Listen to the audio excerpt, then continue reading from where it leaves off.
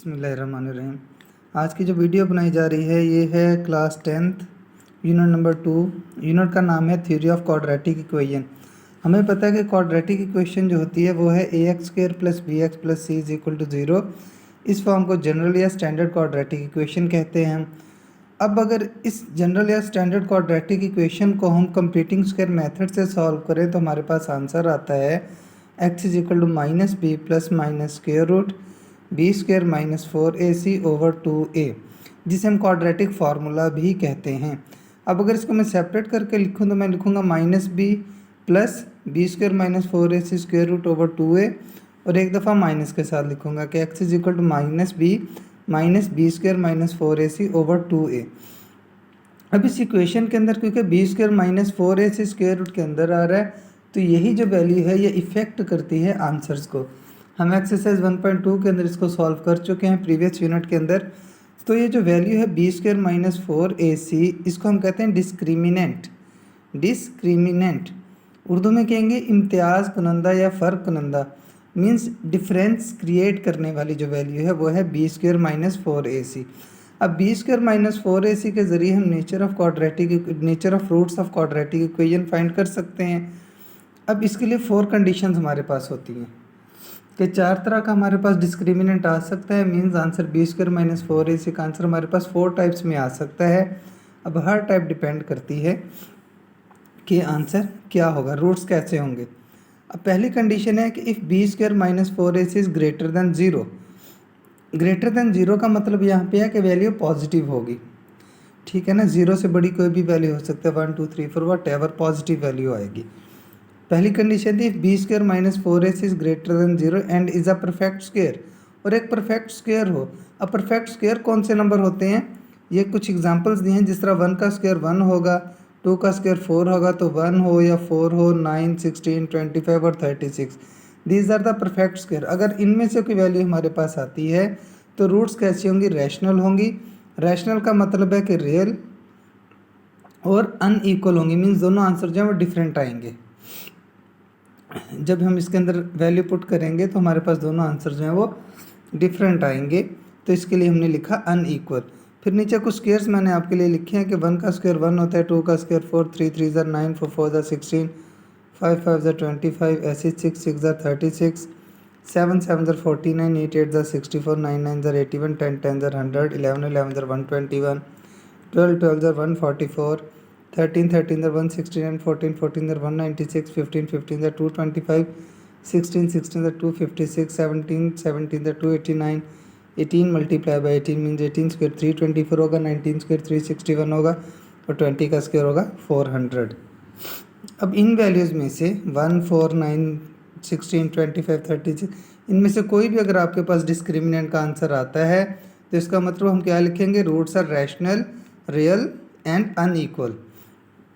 Second condition इसकी थी कि if b² - 4ac is greater than 0 and is not a perfect square, means perfect square ना हो, उसके अलावा कोई भी वैल्यू आ जाए तो रूट्स क्या होंगी, इर्रेशनल होंगी, रियल होंगी और अनईक्वल होंगी, मीन्स दोनों आंसर डिफरेंट होंगे अगर वो परफेक्ट स्क्वायर नहीं आता। अब इन दोनों में डिफरेंस क्या है कि अगर वैल्यू पॉजिटिव आ जाए, परफेक्ट स्क्वायर हो, तो रूट्स रैशनल होते हैं। अगर परफेक्ट स्क्वायर ना हो तो रूट्स इर्रेशनल होते हैं। रियल दोनों कंडीशंस में रहेंगे, क्योंकि रियल नंबर्स के हमने डेफिनेशन में पढ़ा था कि union of rational and irrational numbers, के रैशनल और इर्रेशनल नंबर्स दोनों को कंबाइन करके हम रियल नंबर्स कहते हैं। तो आंसर रैशनल आए या इर्रेशनल आए वो रियल होगा दोनों सूरतों में। अगर तो परफेक्ट स्क्वायर आती है वैल्यू डिस्क्रिमिनेंट की तो आंसर रैशनल होगा, रियल होगा और अनईक्वल होगा। और अगर ये परफेक्ट स्क्वायर नहीं आता, पॉजिटिव वैल्यू आती है, ग्रेटर दैन 0 आती है, लेकिन परफेक्ट स्क्वायर नहीं है, तो रूट्स हमारे पास जो है वो इर्रेशनल होंगे और अनईक्वल होंगे। आगे एग्जांपल दी है कि अगर b² - 4ac 2 आ जाए या 3 आ जाए, 5 6 7 8 और एट्सेट्रा, या कोई भी प्राइम नंबर आ जाए, क्योंकि प्राइम नंबर भी जो है वो एग्जैक्ट उनका स्क्वायर रूट नहीं निकलता, प्राइम नंबर्स का एग्जैक्ट स्क्वायर रूट नहीं होता। इसलिए अगर ये भी आपके पास डिस्क्रिमिनेंट में आंसर आता है तो वो आपके पास रूट्स जो हैं वो इर्रेशनल होंगे, रियल होंगे और अनईक्वल होंगे।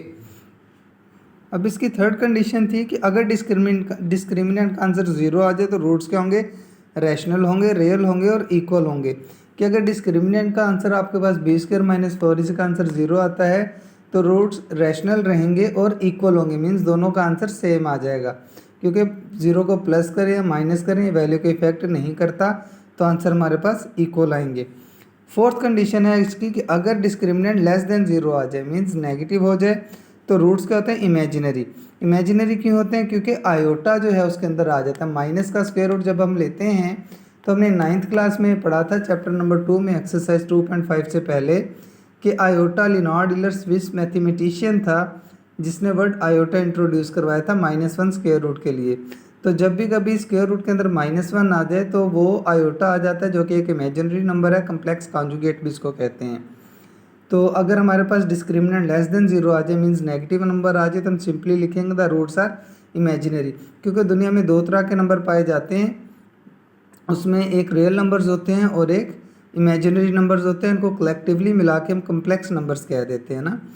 तो अगर तो आंसर आपके पास नेगेटिव आ रहा है डिस्क्रिमिनेंट का, तो इट मीन्स ये इमेजिनरी है, कम्प्लेक्स कॉन्जुगेट्स होंगे।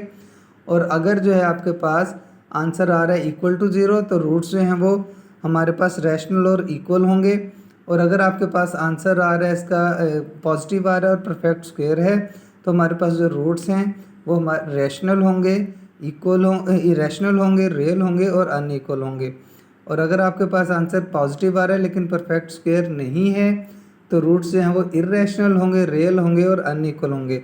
रूट्स इक्वल उसी वक्त होंगे जब हमारे पास डिस्क्रिमिनेंट 0 आएगा। फिर आ जाते हैं बात cube roots of unity. Unity कहते हैं 1 को 3 क्यूब रूट्स यूनिटी के निकलते हैं कि अगर हम इसको फर्दर सॉल्व करेंगे आगे आने वाली एक्सरसाइजेज में, एग्जांपल्स के अंदर भी आता है, वो रूट्स होते हैं। यहाँ पे डायरेक्टली रूट्स लिखे हैं 1 -1 प्लस -3 स्क्वायर रूट ओवर 2 और -1 माइनस -3 स्क्वायर रूट ओवर 2। अब ये देखें माइनस और माइनस स्क्वायर रूट के अंदर आ रहा है, तो complex cube roots of unity जो होते हैं वो दो होते हैं। एक होता है -1 प्लस -3 स्क्वायर रूट ओवर 2 और एक होता है -1 माइनस 3 स्क्वायर रूट ओवर 2। तो ग्रीक लेटर एक होता है ओमेगा। ओमेगा फिजिक्स में तो आपने यूज़ किया होगा ओमेगा को, कि रेजिस्टेंस का यूनिट ओमेगा होता है। मैथ्स में ओमेगा को इंट्रोड्यूस करवाने वाला जो था वो एक अर्जेंटाइन अमेरिकन मैथमेटिशियन था, ग्रिगोरी शाइटन इसका नेम था। इसने एक बुक लिखी थी मेटा मैथ, उसके अंदर इसने ओमेगा को इंट्रोड्यूस करवाया था 2005 के अंदर। तो ग्रीक लेटर ओमेगा है। अगर हम इस वाले कॉन्जुगेट को पॉजिटिव वैल्यू को ओमेगा के इक्वल रखेंगे तो ओमेगा स्क्वायर जो होगा वो नेगेटिव वैल्यू होगी। ये लाजमी नहीं है कि पॉजिटिव वाले ओमेगा के इक्वल रखें, लेकिन मोस्टली हम इसी को रखते हैं। तो अगर हम इसको ओमेगा के इक्वल कंसीडर करते हैं तो ओमेगा स्क्वायर ये होगा।